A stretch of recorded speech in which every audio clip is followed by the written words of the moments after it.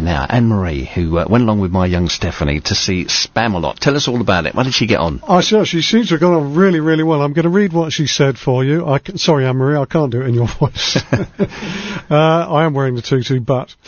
so Anne-Marie says, on Saturday night, I went to see Spamalot at the Spotlight Theatre in Broxbourne.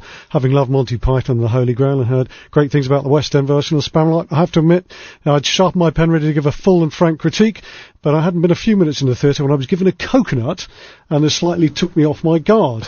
I took the coconut in its little plastic bag and found my seat. Within 30 seconds of the show starting, I understood the reason for the coconut, and the hilarity began. From start to finish, I laughed out loud, along with the majority of the audience, who were highly entertained.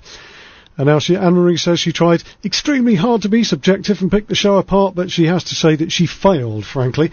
There were a couple of mistakes, but they were handled extremely well and didn't impede on the performance in any way. In fact, actually added to the comedy value of the evening.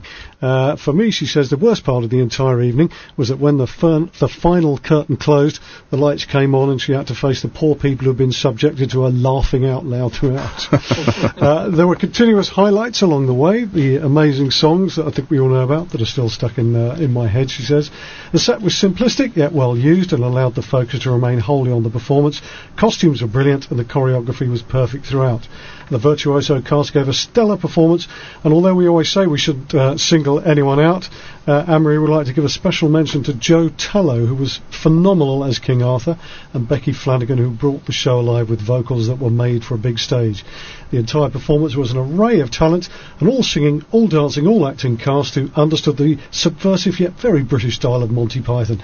For me, she says, Spamalot is a show that shouldn't be missed. The fact that it wasn't a sellout was a real shame, and the standing ovation the cast received was most definitely warranted. I tell you what, that deserves a round of applause. That's her first review. Well done. Yeah, splendid. Oh, well done, that girl. Fantastic. That was Anne-Marie, and well done, Eos. What a great show. Spamalot. If you missed it, you missed a treat. Your place, your voice, your music. Grease paint and stage lights with Mark Bilsby. Radio Verulam Community Partners.